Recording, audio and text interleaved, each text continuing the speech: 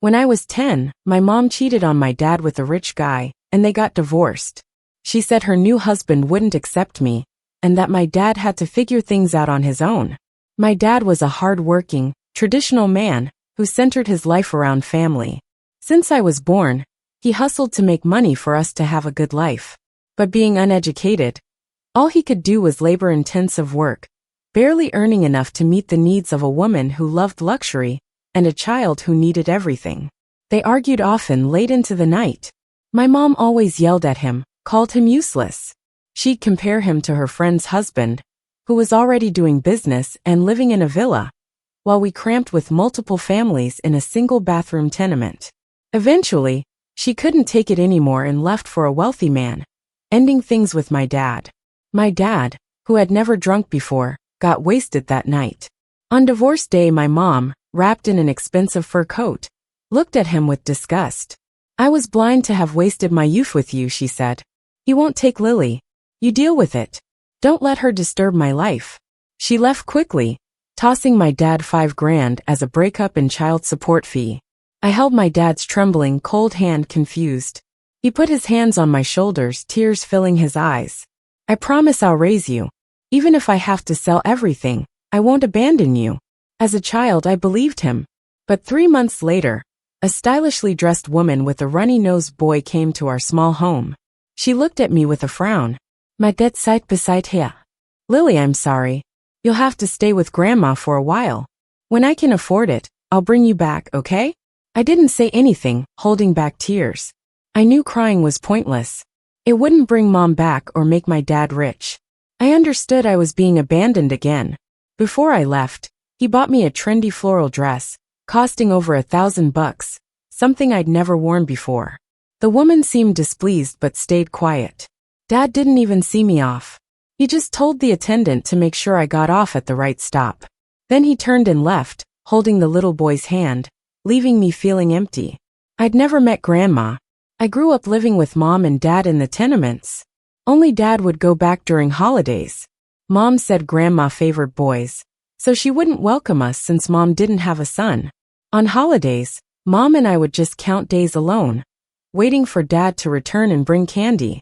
Grandma lived in the countryside, with a wrinkled face, living alone, and a plain common rural name. My dad gave me an envelope for her, supposedly my child support. Grandma wasn't a gentle person, faced me with obvious disdain. "A girl's nothing. Should have tossed her. Now she's dumped on me. Like taking care of his father wasn't enough. Now his child too." She could rant forever, even over little things, from the station to the village, into the shabby leaky hut. I dragged my luggage, almost as tall as I was, behind her. My hands went red, pants dirty with mud. Suddenly she kicked me. "Stupid girl, can't even walk right. No wonder your black-hearted mom abandoned you, called you a burden. Now your dad doesn't want you either. Happy now?" It hurt, and I fell, scraping my hand but holding back tears. She glanced at my wound, then walked away. Later, I learned Dad met another woman who was wealthy, introduced by someone. She liked Dad's looks, but lost interest upon learning he had a daughter. Though she didn't reject me outright, she made it clear I wasn't welcome. Then, burden became a curse hanging over me, making everything harder. The countryside house was 2 shabby rooms, one filled by a dark dirt stove. The floor was uneven, mud darkened over years, rainwater seeping from the roof perfectly into potholes. There was no bathroom, just a fragile wash basin and an ancient wooden potty. At night, I stared at the potty, fighting an inner battle. Grandma turned over. "Go if you want, you're acting fussy," she grumbled. I feared her rejection, knowing I'd be completely alone then. She hated my long hair. One afternoon, ignoring my tears, she cut it with a rusty blunt scissor. I clutched my cropped, rusted hair, crying silently all night. Rural life was tough. Grandma left early with her hoe.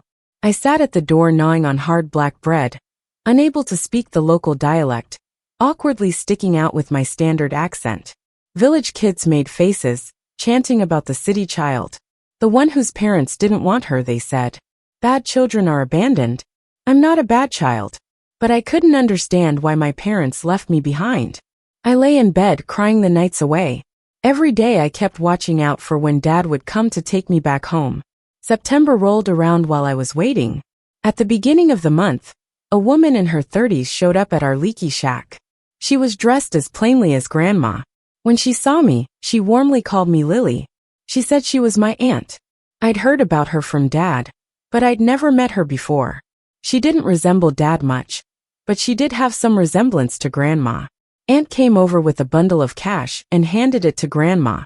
She said, "David can't do anything about it. That's why Lily can't go back with him. She'll stay here for now. If it wasn't for Ken's dad being sick, I'd have taken her with me. Sorry for the trouble," Grandma replied, feeding one more mouth and using an extra pair of chopsticks. How hard could it be? "But I can't always come by. If she gets sick, won't she need someone to take her to the doctor?" David asked me to enroll her in the town school this afternoon. Grandma got upset and ranted around the house. "Why does this girl need to go to school? Doesn't her dad need money? Just keep her around for a few more years, marry her off, and get some dowry. Why waste money on her education like this? Let him come back and tell me to my face if he's got the guts." Aunt tried to calm her with sweet words until she was worn out. Grandma sat on the doorstep, staring at me with her deeply wrinkled dark eyes. It scared me. I curled up in fear. That afternoon, Aunt took me to enroll in the town school. With a new backpack on, she kept patting my head, saying, "Your dad will be back by New Year. Just stay here for a few months.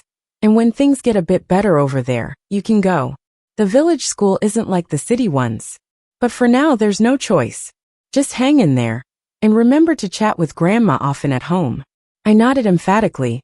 I didn't quite grasp everything Aunt said, but I understood the gist. Dad wouldn't take me back anytime soon, and I had to live in this unfamiliar place. Grandma remained indifferent to me. When in a good mood, she'd call me a silly girl. When unhappy, it was harsher names. The complaints never stopped. School life was dull and monotonous. The rural kids in 3rd or 4th grade couldn't even recite the alphabet right. The teachers were just random high school grads. They were in their 20s and often couldn't handle the students. Skipping class and fighting were common.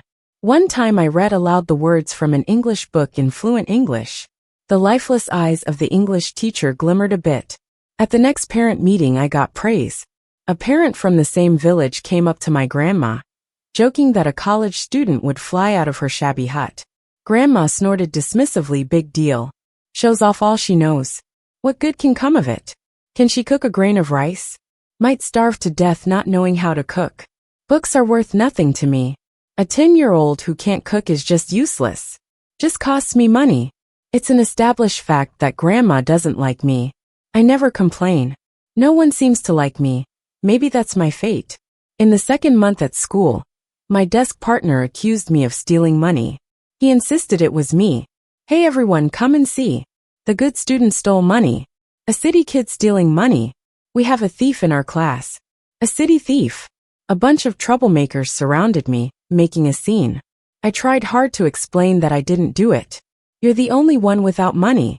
I heard your grandma doesn't give you pocket money. If it wasn't you, then who is it? I heard her parents don't want her. So is she an orphan? Orphan. A parentless orphan." That day, tears welled up in my eyes and I snapped. I grabbed my pencil case and hurled it at them. They retaliated, and I pinned one of them down, grabbing whatever I could find, from chalk erasers to water bottles and chairs. By the time the teacher arrived, the bullies were on the ground moaning, their heads bandaged. They were taken to the town clinic, and each got 4 stitches. When Grandma showed up, she slapped me across the face before saying anything. All I heard was a ringing in my ear. I didn't catch what she was saying. All I knew was she'd hit me. She had never hit me before, and now that she did, the feeling of injustice overwhelmed me. I insisted on calling Dad, saying I want to go back, saying everyone here was bullying me. Grandma grabbed my ear and dragged me to the doorway. "So you can hit people now? Go on and commit murder next time. Don't trouble me here. If you're so capable, let your dad come and take you away. Do you think I can't wait for you to leave? I'd be glad to have some peace. So what if I scold you? Is it going to peel off your skin? This weakling thinks she's some wild phoenix? Look at what a pathetic little thing you are. Your dad earned some money, and it's all for you to waste. I said back then, should have smothered this bringer of bad luck at birth. And look now, hundreds more gone just like that. Who can afford this? Grandma roughly pushed Aunt away when she tried to mediate. Aunt smiled awkwardly and handed over money to settle things, even buying fruit to send to the injured classmates. On the way back, Aunt tried earnestly to calm Grandma down with kind words and endless appeasement. Before leaving, Aunt knelt in front of me, gently patting my head and sighing heavily. Try not to upset your grandma. From birth she's been a farmer. She lives on a few $100 a month. Spending this much in one go pains her. Oh dear, you poor child. Don't pay attention to those classmates' words. The teachers say you have good grades. Just focus on studying hard. Get into a good college one day, and show them how capable our Lily is. Our Lily will have a bright future. After Aunt left, Grandma didn't look at me even once. I knew she was mad at me.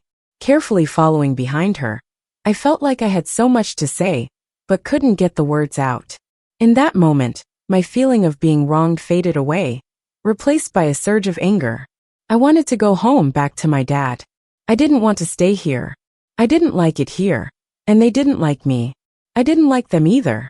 I stubbornly packed my things, filling up a big backpack, and looked at my grandma with determination, almost humorously ridiculous. Grandma started off laughing, then suddenly, angrily, she snatched my backpack and tossed it to the ground. So you think you're something, huh? Come here for a few months, and think you can turn this place upside down. You read a few books, and now you want to go out into the world, right? We'll see if you can get by without a problem. Go ahead, leave if you want and never come back. See if anyone will take you. Just go. Go right away. You think I care to see you? A girl who cost so much to raise, turning out to be ungrateful. She was so mad her eyebrows were twitching as she pushed me towards the door. I cried and shouted for my dad to come get me, and in the commotion, Grandma shoved me, and I stumbled right into the pond at the entrance. The water wasn't deep in the winter. It was icy cold, mixed with chunks of ice, and soaking in it made me shiver uncontrollably. Grandma stood above me, pointing at me and yelling, "If you've got the guts, then just don't come back in. If you're so capable, go out on your own. Your own father doesn't want you. And here you are trying to show off to me? Somebody insults you and you don't know how to talk back? If you've got the guts, raise your hands. Fight back, go all out. Just remember, if you end up in trouble, your life is cheap enough for anyone else." That night, a kind neighbor passing by pulled me out and wrapped me up in a thick blanket. Shivering at the neighbor's house, I called my dad. When I heard his familiar voice, I couldn't hold back my tears. On the other end, Dad just sighed, sounding troubled. "Lily, just be good with Grandma, don't upset her. Once you start middle school, I'll bring you over, okay?" Dad didn't say much before the call was hastily cut off, with a woman's complaining voice in the background.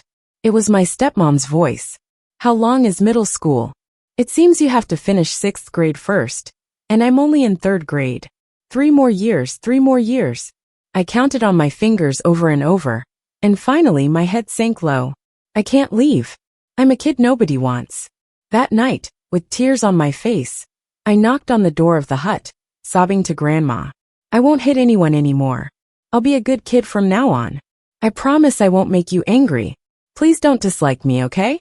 I'm actually a good kid, a very good kid. I'm an obedient kid. For the few $100 in medical fees, I'll pick up bottles to pay you back." From then on, I took up the daily job of feeding the pigs. The rural sky brightens early, but the temperature never warms up. The biting cold wind left us numb. I huddled my chubby little hands inside a sack of urea, scooping pig feed one bowl at a time. Standing on a stool, I chopped sweet potatoes, mixed them with pig feed, and walked halfway across the village to feed the piglets waiting eagerly. Grandma said I'd have to do this job for a year to pay off the debt, but I kept it up year after year. In a blink, almost 3 years, I dared not stop, because I thought maybe this way, Grandma would like me more. After that day, I was especially obedient, and Grandma's face rarely showed any hints of ease.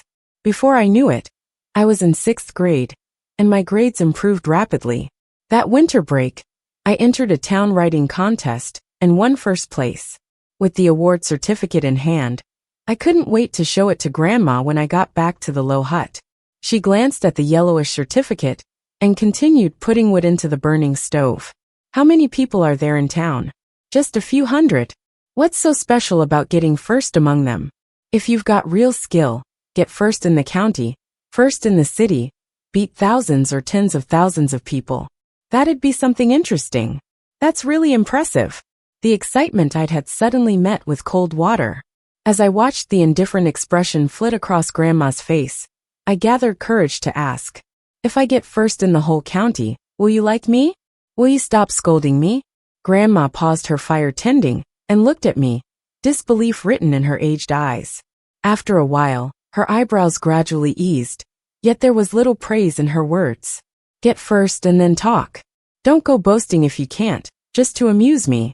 The bright flames in the stove reflected my innocent smile as she silently tended the fire. That day, the fire burned so hot, it left a thick layer of burnt rice on the pot. I chewed the almost too tough to bite into crust, yet my heart was filled with joy. Crunchy and all, it was the most satisfying meal I'd had since coming to the countryside. That day marked the start of my relentless studying. The dim bulb in the little cabin cast shadows on my notebook, pencil strokes unfolding line by line. Meat became more frequent too. Living here for 3 years, pork was a rare treat. Grandma would get a couple of pounds every half month, and I'd envy the neighbors' braised pork with mouth-watering eyes. Now I had meat every few days. Breakfast included a boiled egg, and there was even a whole chicken cooked in rich broth every month. Grandma rarely ate it.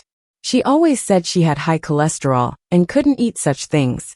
Yet from that day on, not a bite was spared for me.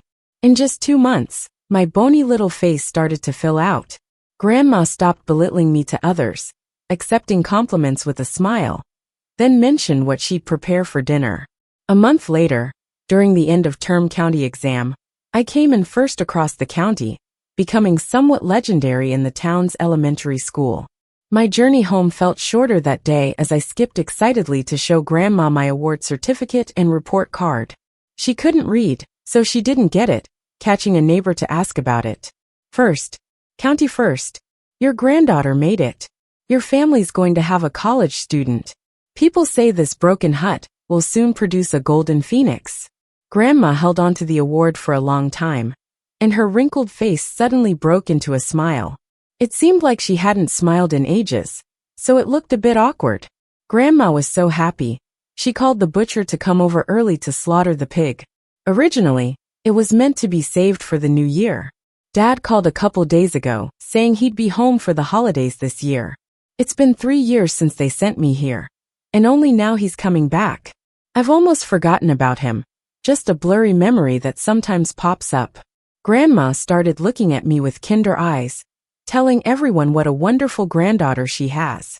I would always proudly follow her around, showing off how I'm her precious grandchild. It's the first time I truly felt that Grandma might actually love me. See, good grades can earn you some family affection too. When New Year came, Dad finally arrived, loaded with big bags and holding my stepmom's hand. A boy about my age tagged along behind her. The moment they stepped into the humble house, you could see their disdain. This place. People live here? There's not even a bathroom? Uncle, is your hometown really this poor? The boy's comments made my dad blush with embarrassment, fumbling for words. He's not like how I remember him. Now he wears a thick gold chain and looks at my stepmom with flattery in his eyes. That familiar word, Dad, got stuck in my throat. Dad brought new clothes for Grandma and me. It had been years since I got new clothes, but I reached for the bag when Grandma urged me to. The plain black and white outfits shattered any remaining hope I had. He used to buy me the latest trendy dresses, picking out the pinkest princess outfits. But now it's just gender-neutral long-down jackets. People in town say Dad found himself a woman with money and is busy playing dad to someone else's kid, happy to live off her. But I don't believe it. My dad is the best dad in the world, the one who promised to take me to the city for school, who said he'd raise me by himself like a superhero.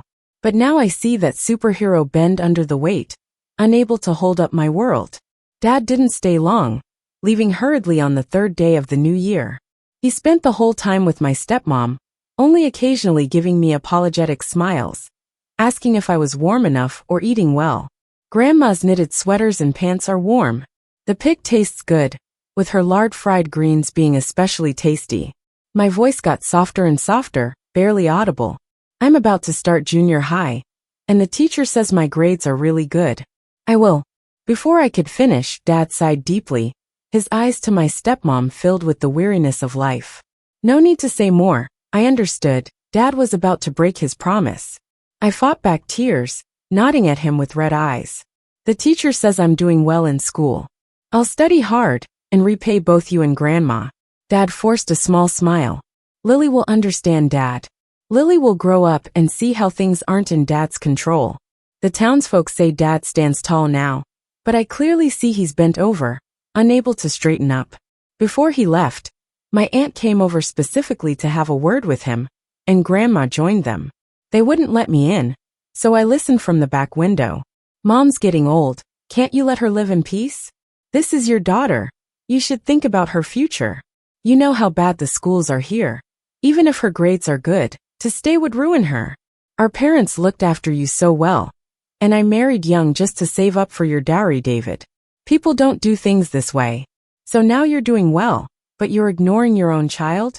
That kid cried every day missing you when you left. And here you've been, happy as can be. Now you don't even care about her schooling?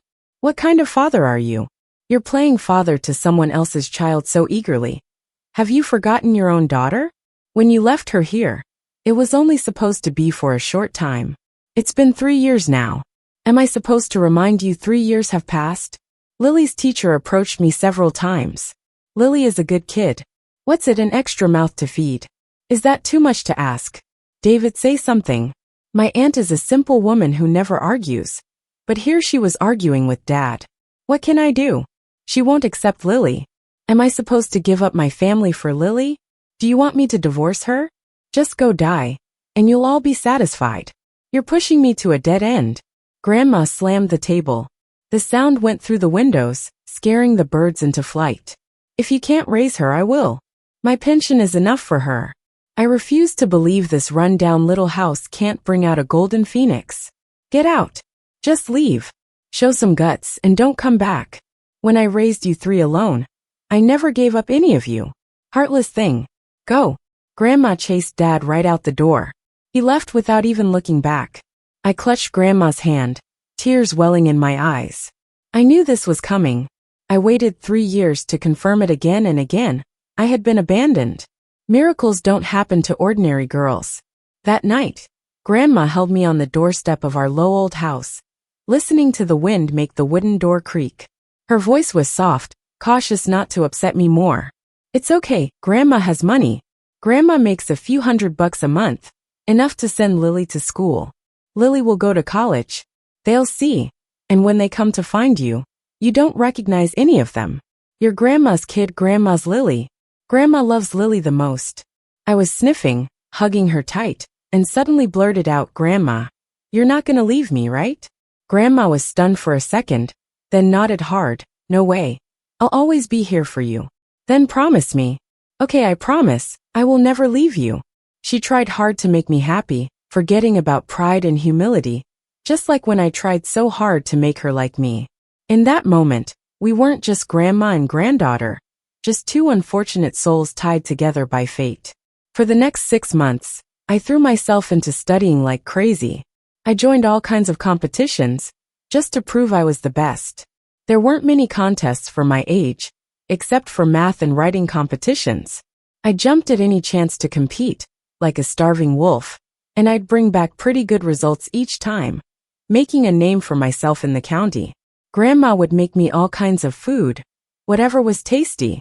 As our chickens dwindled, she started thinking of ways to get them to lay eggs. I heard eating water caltrops made you smarter, so she'd roll up her pants, never complaining, and wade into the muddy water to get fresh ones for me. In the exam for 6th grade, I got the top score in the entire county. The elementary school, having never seen such glory, put my name and picture right up at the entrance, and even sent a congratulatory gift to our house. Grandma had never seen so many people in suits and ties. All she knew was her granddaughter was doing something special, Soon, the top school in the county extended an offer to me. But Grandma started to worry. That school was far from the village, and with bad transportation, it'd take half a day just to get there. There wasn't a boarding option, and I couldn't commute every day. The school's suggestion was to rent a place nearby and have family accompany me. The rent there was more than Grandma's monthly welfare. After the school teachers left, Grandma sighed alone for a long time. She had never dealt with sums over 3 digits, but she dug out an old abacus to calculate my expenses for the next 3 years over and over. Staring at that astronomical number, she was convinced she made a mistake. That amount of money was something she'd never seen in her life. It would take her over 10 years to save it up. It was the first time I saw my proud grandma, eyes red, open her savings book, flipping through it without saying a word. The next day, Grandma went out without me knowing. She was gone all day. I looked for her everywhere in the village, until near sunset when she got off the bus, holding a black plastic bag. After I insisted, she told me she went to my aunt's place, miles away, to borrow 10,000 yuan. Use it for now, school is more important. No one in our family has ever been to such a good school. You're the first. Make us proud, and I'll hold my head up high, right? The bag was full of wrinkled money. My heart ached. This much money, what about the future? I still got school to finish. Use it for now. We'll deal with the future later. Worst case, I'll go work construction or labor jobs. I'm still healthy and have never been hospitalized. I'm tougher than city folk. She wasn't lying. Though she was 70, years of hard work built her a strong body. Carrying buckets of grass up the hills was nothing for her, and she efficiently managed our land. I hugged her and cried hard, saying it's her retirement fund and shouldn't be touched. She was stubborn. You won't turn into an ungrateful child and not take care of me, right? But it's a lot of money. We can't afford it. Grandma, I won't go to that school. I'll attend the local school. Education is education, right? I bet students from lesser schools can also excel. I'll get into a good college and take you to the big city. Patting my back, Grandma stayed silent for a long while. On registration day, Grandma wore her red coat, the one reserved for New Year's. It was bought for her wedding, old-fashioned, but still in great shape after nearly 50 years. It was her most expensive piece of clothing. When I came out, Grandma hugged me, asking how the school was. She never went to school, but she knew only the most intelligent people could go to college, and her granddaughter had to be one of them. After that, I studied even harder, reading under the dim light until 11 p.m. Grandma sat by me, not knowing English, or why a Chinese person needed to learn it. Only that my reading resembled those on TV. Dad promised to come back for my 15th birthday, but after waiting, all I received was word he was busy. Broken promises didn't bother me much anymore. I still had breakfast with Grandma, worked on my homework under the lamp as she knitted, everything calm and beautiful. Grandma sometimes got mad, chasing me around the village, scolding me. I wasn't afraid of her like before. Sometimes I'd playfully call her Grandma. She didn't mind, she let me have my way. From ages 10 to 15, Grandma was always there for me, taking care of every detail. She'd walk miles to get me a cake for my birthday, braid my hair nicely, treat me to fried chicken and bubble tea for my good grades. Things so oily she couldn't eat them herself. At 15, because of Grandma, I lived freely and boldly, forgetting how much she disliked me at first. It was as if she was always the best grandma to me, the person who loved me most in the world. But I didn't know, it was also the last year she would be with me. The summer break of 8th grade, there was a funeral in the village. Grandma, known as the kindest soul in town, went early to help out. I stayed home studying. That day it was pouring hard. Grandma came back midway to change clothes, and then took me to lunch. At a turning point in the village, a bus sped towards us without slowing down. The umbrella blocked my view. I couldn't see ahead. By the time I realized, I was already airborne. Screams erupted around me. Later, the footage showed Grandma grabbing my collar during the accident, pulling me back from the bus's path, fiercely protecting my head. She took all the impact, blood mixing with rain, staining the ground red.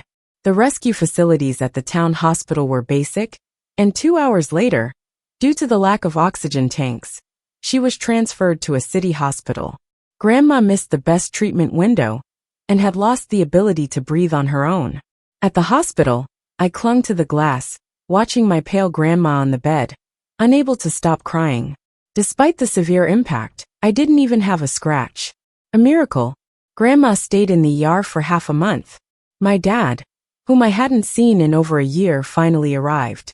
He yelled at the culprit before remembering us. Doctors said the best outcome would be a coma. Even if she becomes comatose, as long as she's alive, I still have my grandma. One day, I'd take her to a big city, make her the envy of everyone. But after a month of treatment, Grandma was declared brain dead, only kept alive by machines. When Dad signed the papers to stop treatment, I begged at his feet not to. Medical conditions will get better. She'll recover. She's my only grandma. I can't lose her. My tears fell helplessly on Dad's shoes. He didn't seem to notice, coldly signing the papers. All right, signed it. Now get compensation from him. If not, threaten him with jail. He should fork out 30 grand at least. Should have never sought treatment first. Medical bills will eat into compensation. Who knows how much we'll get? Stepmom and Dad walked down the hospital corridor, shoulder to shoulder.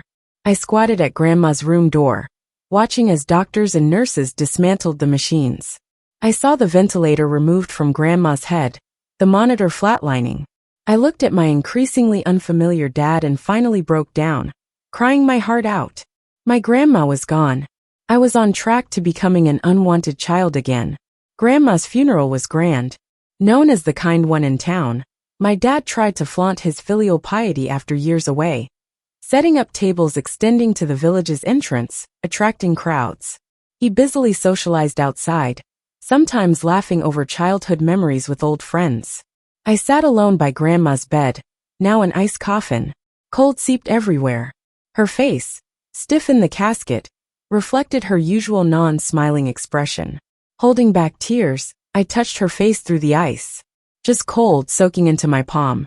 Grandma, can you hear me? Now you're gone, who'll care for the pigs? What about the chickens? The fields will miss you too. Grandma, what am I going to do without you? I don't want to be an unwanted kid. Dad chose a nice spot on the hill for Grandma's grave, built like a small courtyard, the best here. Standing by the grave, Dad recalled past hardships, claiming his childhood was tough, barely managing without Grandma. He vowed to make her afterlife complete. I found it hypocritical. After the burial, Stepmom found a thick stash of cash under Grandma's bed, saved in $10 bills, totaling over 3 grand. Stepmom wanted to keep it, but my aunt snatched it away. You have so much money, why take this? This is for Lily's schooling. You never cared before. Now you take all the funeral money too. Are you still human? Aunt's scolding echoed through half the village, drawing nearby neighbors. Yeah, he's never visited.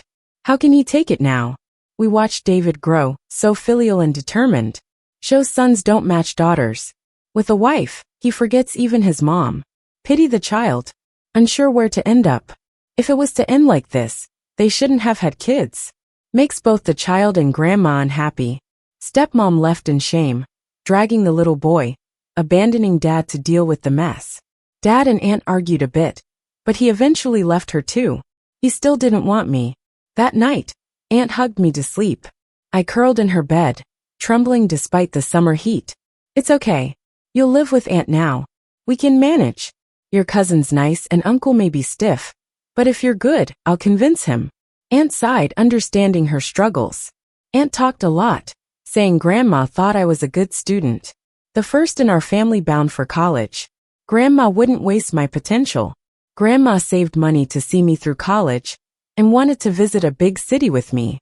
She never disliked me. Her harsh words weren't meant for me, but for Dad. She hoped I'd ignore them.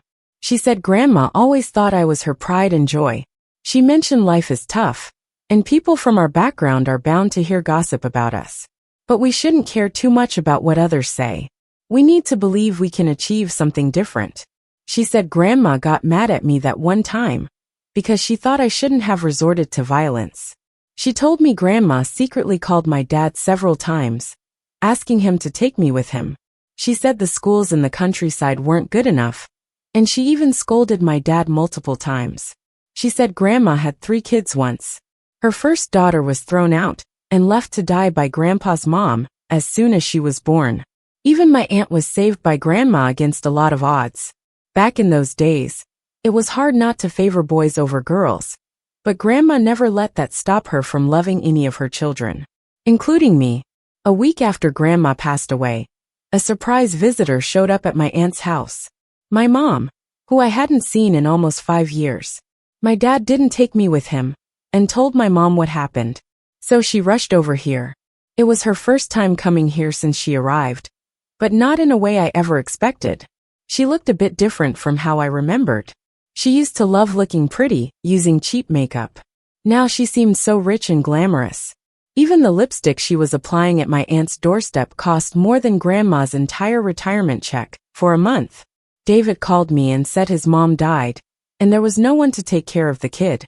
He said he couldn't bother me, so he took the kid back. My aunt stopped her, saying, "How can you just think you can take the child you raised so big like that?" My mom wasn't in a hurry, though. She took a look around my aunt's house. My aunt's house was built over 2 decades ago when she got married. 2 stories tall, but it's turned dingy and old. "Can you afford to raise her?" my mom asked. "Can you pay for her college? Can you give her a good education? Or will she stay in the countryside?"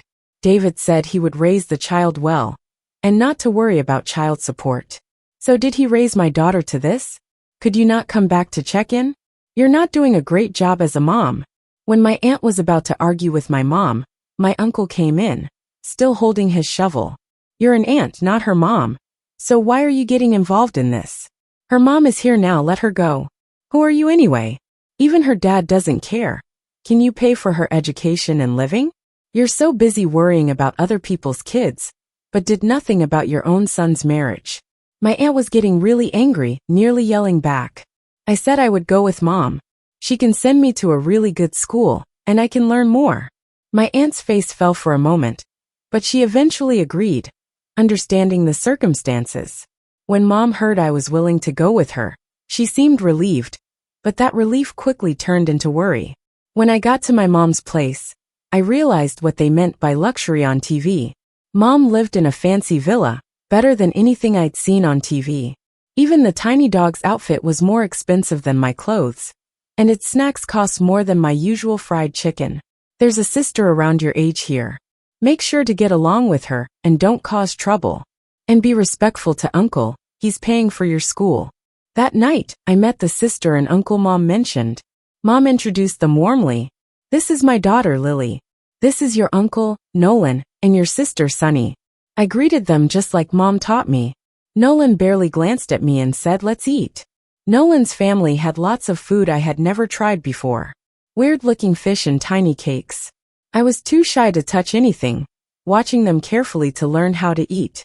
Sometimes Sunny would turn to give me a mocking smirk. Mom was overly polite to Sunny and Nolan. She didn't seem like the lady of the house, more like a servant. That gave me a bad feeling inside, but I had to hold it in. At night, lying on the soft bed, I couldn't help but think about Grandma and her constant reminder that I must study hard. I silently promised to work hard to be successful. Mom was efficient.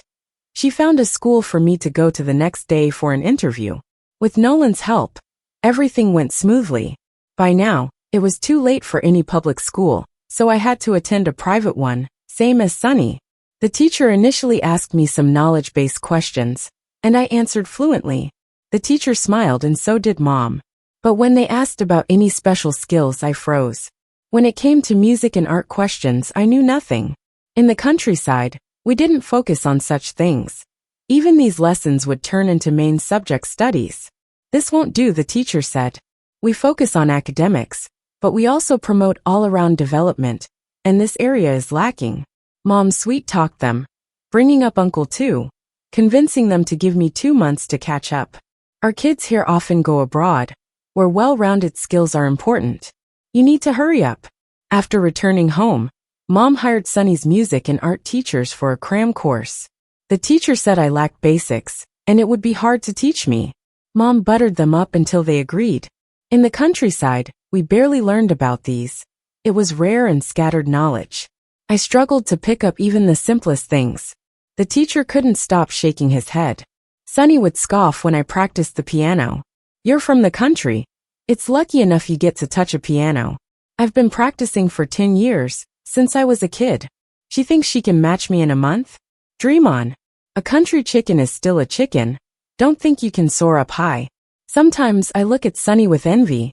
I envy her nice family, her great dad, and that everything here is hers. Meanwhile, I'm like a little flower growing out of the mud. Anyone could easily crush me. I studied hard for a month, practicing fingerings until my fingers were covered in calluses. Holding a pen was painful, but as they say, hard work pays off. Finally, I got into a private middle school like I wanted. I didn't expect to trip up on my first day. My English was top-notch at my old school, but coming from a rural area, my accent was obviously Chinglish. My classmates, with their British and American accents, gave me looks of disdain. Typical rural kid, they said. Her accent isn't even as good as my nanny's. It's normal. You can tell she's never been abroad. No way she compares to us. We plan to study overseas. What's she gonna do? Even though my grades were decent in class, I was often ridiculed by teachers. Rural kids only know how to study. What's the point? They're just bookworms. Don't drag us down by going to some mediocre university. We're all aiming for study abroad, you know. I lost sleep over these words that cut through me deep. At 15, I realized some things can't just be overcome with effort. Like Sonny's confidence, the innate pride of the wealthy, and my own deep-seated insecurities. After 2 months at the private school, it was time for the midterms. The pressure was too much. I choked and didn't even make the top 20. I was too scared to go home. I sat alone by the fountain, feeling everything was strange. As I looked around at the luxurious yet unfamiliar surroundings, I thought of my grandma's trusting face and my teacher's quiet whispers. So she was the top in the county? What's the use? In a place like this, her real capabilities show. I heard Sonny's her sister. Of course, she's excellent. So poised and talented. Always in the top. And set for international high school. She's good at playing the violin. And her parents have been grooming her for years. She'll excel in music too. Yes, the difference between the two sisters was more than just a little. The voices that belittled me always praised Sonny. We weren't close. She never saw me as her sister. How could we be sisters, linked only by a few months of fate? After dinner, I overheard my mom talking with Nolan. You said your daughter's a good student. But this result is embarrassing. She's new and adjusting. She did get 28th place. Not bad at all. Oh really? Wasn't she the county's top student? And now this. Sonny's told me everything. Her basics are poor, can't even play music. It's disgraceful. I pay the tuition. And even if I throw my money away, it should make some waves, right? She will try her best, really. My mom's voice got smaller and soon faded away. I turned sorrowfully to see Sonny at the doorway, gave me a sidelong glance, and walked away. Again I tossed in bed, feeling my thinning face with a rising thought. The next day I found my mom. I don't want to go to private school anymore. I want an education. I want to go to a good high school and college. This school isn't right for me. I don't like it. Her face froze. Why? Just because you don't like it? Do you know how hard it is to get into a private school? Do you know I know. I cut her off loudly. But I understand this isn't my path. I belong to an ordinary school. I need to go back. She gave a dismissive scoff. Go back? With what money? Who will find you a school? You think you're capable? Grandma had said these things before. I compromised then, but now I don't want to. I need to pursue my own future. Grandma taught me, when destiny oppresses you, fight back hard. I looked firmly at my mom. Please give me the previous and future child support till I'm 18. My mom's expression was on the edge of an outburst. Calmly I said, I'll ask Dad for living expenses. With that money, I can find a school on my own. You won't have to pay any more. I know Nolan doesn't like me, so I won't bother you. This isn't my decision to make. I'll talk to Nolan. After my mom pleaded with him all night, Nolan finally agreed. The next day, she took me to the private school to withdraw. We ran into Sonny at the gate. You're not attending anymore? Nope, she wants to leave. You don't appreciate this. What education beats this? You'll just be a working girl. Pathetic lack of vision. My mom couldn't argue, only offered a weak smile. Then she took me to my dad's. Dad's place was better than I imagined. Not as grand as Mom's, but still a luxury complex. Mom said these houses cost 3 or 4 million. I tried counting on my fingers, but no matter how good I was at math, I couldn't calculate how many years of Grandma's welfare that was. She'd never seen so much money. It was my stepmom who opened the door. What do you want? I thought you were to raise the child. Decided to change your mind? We have no extra room here for her. My stepmom's disdain was palpable. I hear you married well, so what? Can you not even keep a girl here? My mom didn't argue, just asked, is David here? Stepmom tried closing the door, he's not. Before she finished, Dad came from behind the door. With no choice, she let us in. Mom got straight to the point about the child support. At the mention of money, stepmom nearly burst. She was in the countryside. Her grandma looked after her. Why money? Wasn't there 4 grand left for her grandma at the start? Still not enough. Now you want more? Not just past, but future till she's 18. After that, there'll be no further ties, no more bothering. This is your responsibility. I looked straight at Dad. Stepmom's eyes flashed with anger. This young asking for so much, you're scamming me, right? I'm not asking much, just $600 a month. Less than $7,000 a year, over 8 years. That's about $60,000. A whole bathroom in this house costs more. I see you're scamming me. Get out before I call the cops. Finally, Dad intervened. He took me to his study. Their study is pretty fancy with big shelves full of books. I remember when I was with Grandma, I couldn't bring myself to buy books. I always borrowed them from the library. The library was far from home, and the round trip took half a day. If I could have such a nice study and so many books, it would be such a joy. Lily, is that really what you want? Or is it your mom's idea? Even now, he thinks it's my mom pushing me. I shook my head. I want to study. Mom got me into an expensive private school, and I couldn't get used to it, so I had to leave. Dad, can you give me some money? My dad hesitated a bit. I teared up. You said you'd take me to study in the city, but then sent me back to Grandma's. I never blamed you. I've been waiting for you from 10 to 15. Dad, I always believed you'd come to get me, but you never answered my calls or took me away. Dad, do you still love me? I saw my dad's nose twitch, and his eyes reddened. Lily, I'm sorry. It's out of my control. I've heard out of my control too many times. Dad said it, Mom said it, even Auntie. Only me tossed around like a soccer ball. Grandma used to say I was the most filial when I was little. She was always waiting for me to visit. She said I'd do great things and go to college one day. She said I was her pride, her only child at home. Dad bowed his head even lower. Finally, he gave me 60,000 yuan, ignoring my stepmom's scolding.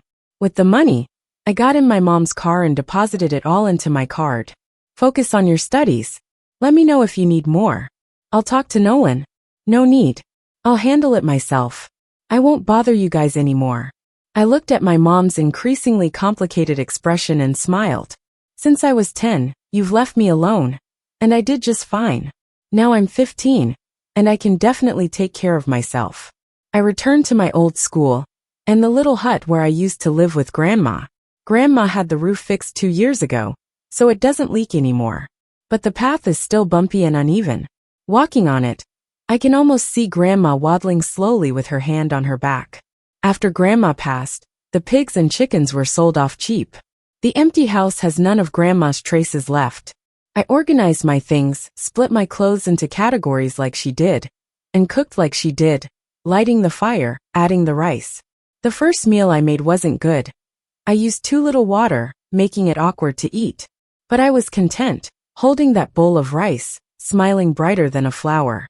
And so, I started cooking for myself every day and going to school alone. The only difference was Grandma wasn't waiting for me after school, helping with homework, or listening to me read those hard English words. Time flew by at school. I worked hard, stayed the latest, and often returned to the hut with evening dew on my head. Every now and then, I'd visit Grandma's grave to weed it. She was a tidy person, and wouldn't like those weeds and wildflowers making her unhappy. She was afraid of being lonely, so I talked to her a lot. During the new year, neither of my parents came, as if they'd forgotten me entirely. Only Auntie came once, trying to take me to live with her. But I refused. I didn't want to be a burden. On New Year's Day, I made a big meal, just like Grandma used to, offering it to our ancestors. I knelt before the vast sky and earth, asking them to bless me with good grades in the coming year. Not to mind the food I made wasn't so tasty. On exam day, many parents were at school seeing off their kids. I walked into the exam room alone, with the sound of a squeaky fan overhead. When the cicadas sang the loudest, I got my acceptance letter from the city's best high school. My scores were good, in the city's top 50. My mom found out through Auntie and called me that night, saying Sunny was going abroad for high school. I wasn't surprised Sunny was studying abroad. After all, she came from a much better family and worked hard herself. I'm not some pitiful heroine destined to rise like a phoenix in a sob story. And Sunny isn't the arrogant antagonist bound to face setbacks. We'll both be the main characters in our own lives. She deserves a more brilliant future. With Sunny gone, Nolan feels the house is quiet. Do you want to come live with us? Your school is pretty close to home. It might make the house feel more alive. I turned down the offer to stay in a dorm at school. I understood clearly that the only reason Nolan agreed to have me was because of my good grades, which made him look good. I learned early on that destiny's gifts always come with a hidden price. There's no unconditional love and acceptance. For the first parent-teacher meeting in high school, my mom showed up looking impeccable. I scored in the top 20 school-wide, and with our school's college admission rate, continuing like this meant getting into a top university should be no problem. She was beaming all day, greeting everyone. You used to say without your provided conditions, I'd amount to nothing. Don't I look better now? I dropped this comment while she was buying me clothes. Her hand froze momentarily. Then she quickly smiled. That's because you're my daughter. Anything you do is great. When she paid, she used a credit card. All these years, though she had the title of a wealthy wife, she never had control over Nolan's money, only using credit cards. And every cent needed a clear breakdown, like today's clothes bought under the pretense of being for herself. But this is the life she once dreamed of. Over lunch, she reminisced about the past, saying when she met Dad, Grandma always hoped for a grandson. She was stuck in her old ways her whole life, but I can't blame her. She grew up in an environment like that. You probably didn't know, but when she was little, she lived in a family that valued boys over girls. At just 8 years old, she was sold to your grandpa as a child bride. Being a child bride is something you read about in history books. I never thought such a thing could actually happen in real life, especially not in my life. She had a tough life. She first had a daughter, and Grandpa despised her for that. During the month she was confined after giving birth, he wouldn't even let her have an egg to eat. She was understandably furious with him. Tragically, the little girl died of exposure. Later came your aunt, whom she protected fiercely, and then your dad. When I had my child, she was going to come by. But when she heard it was a girl, she didn't. I didn't like her much either. But I later heard that in the village, the preference for boys was even stronger. She was probably afraid of the gossip if I went back, so she kept me away. Who knows if that's true or not? Now eat up. My mom ordered an expensive steak and started chatting about everything, asking if I knew about my dad's side of things. Since then, I haven't kept in touch with my dad. Didn't he become a stepdad recently? You met that little boy, right? I heard he quit school pretty young and got into one through connections. But he got a girl pregnant there and got expelled. Now he's at home, living off his parents. Your dad's stressed out, always fighting with your stepmom. I heard they're talking divorce. I clinked my glass lightly. It's not my problem, they made their choices. My mom gave an awkward laugh and didn't bring it up again. Back at school, I dove into intense studies. High school was even tougher, and I didn't have any real friends. Everyone was focused solely on studies. Each exam felt like a battle, all of us competing for better futures. Everyone was bright, but my grades were shaky, occasionally slipping out of the top 10. Exams snuck up on us, slipping quietly into my world through stacks of papers and countdowns. Everyone lifted their heads from thick books, looking lost. It was time for finals. With cicadas singing in the background, I headed into the exam room. I wrote each word carefully, knowing this score mattered to both me and Grandma. After finals, as usual, it poured rain. When the storm cleared, I put away my umbrella and saw a rainbow breaking through the heavy clouds. A rainbow of victory. Without the results yet, I guessed my scores, and I was pretty spot on. Just need to see how much they deducted from the essay. The $120,000 I got from my parents was down to $80,000, which was enough for college. But I had other plans. The day after exams ended, I took a summer job waiting tables at a restaurant. Worked 10 hours a day, earning $3,000 a month, so I could save $6,000 over 2 months. That's how fate just creeps up on you. A couple of weeks into work, my mom called about my results. I wiped the grease off my hands and nervously checked in the bathroom. When the number 69 appeared, my tears flowed. I scored 693. A solid score, not top 3, but within the top 5. My phone blew up with calls offering school spots. I politely turned them all down, even with offers of scholarships and study abroad opportunities. In a small, humble house, I filled in my college forms. About a month later, I got a call confirming my acceptance. The village celebrated with banners, and my name was displayed at the entrance of the local school. University students from here were rare, and from a top-tier college, even rarer. Even my mom bragged about it to Nolan, and Nolan wanted to throw me a big party, but I kindly refused. I went alone with my acceptance letter to my grandma's grave. She passed nearly a year ago, and the headstone was faded, just a faint image of her on the black and white photo. Grandma, I got into college. Soon, I would have brought you to the big city, making you the first village elder to visit. As I spoke, tears fell. That's right, it would have just been a few more years. Time rolls on, and I've grown up standing on my own. Seeing this, you'd be proud, right? Before choosing my major, I picked medicine. If the medical services were a bit better then, Grandma wouldn't have died, and I wouldn't have lost her. College life was tedious, filled with thick textbooks.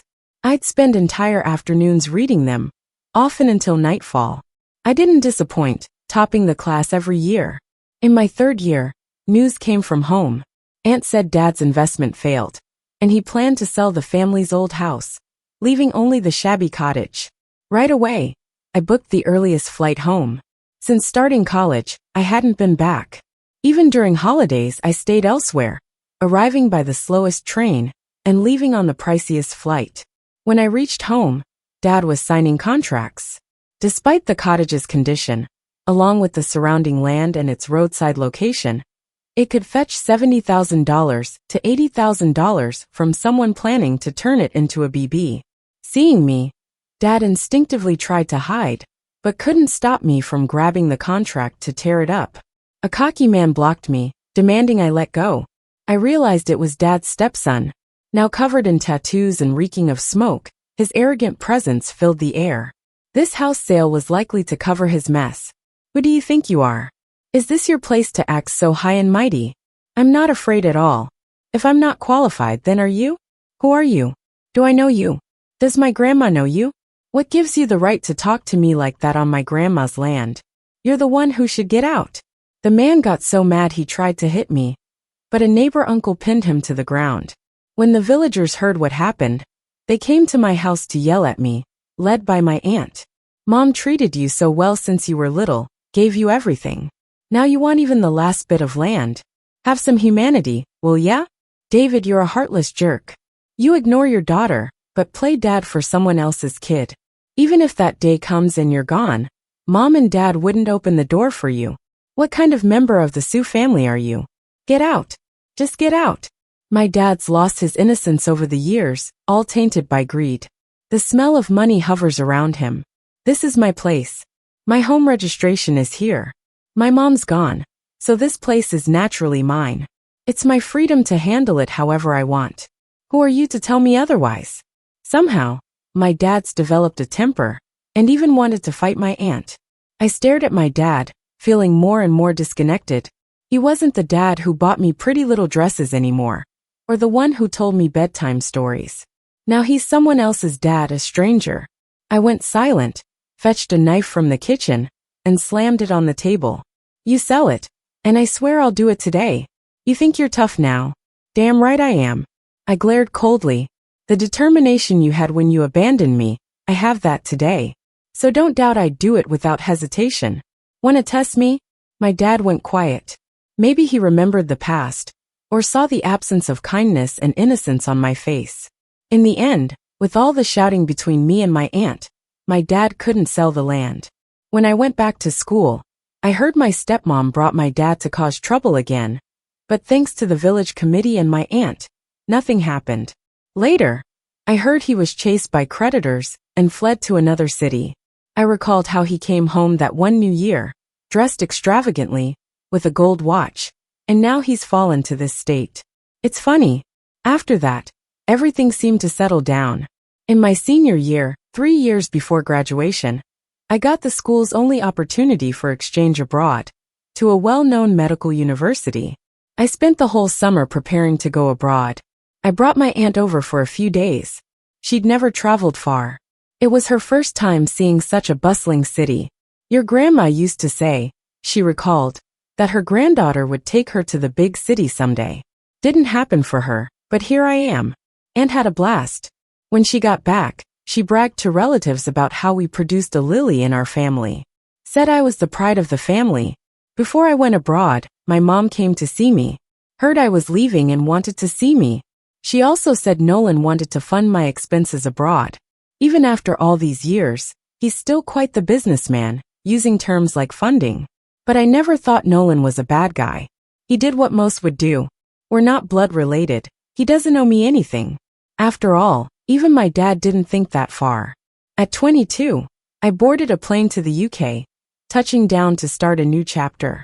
I knew my fate was starting to shift. During my studies in the UK, I took my grandma's photo all over Europe. Grandma, you're not just the old lady who's been to Beijing now. You're the old lady who's traveled abroad. Grandma, can you hear me? I miss you. As my time in the UK was wrapping up, about a month before finishing, I got invited to a concert by a famous orchestra. I spotted Sunny I hadn't seen in ages, but didn't recognize her at first.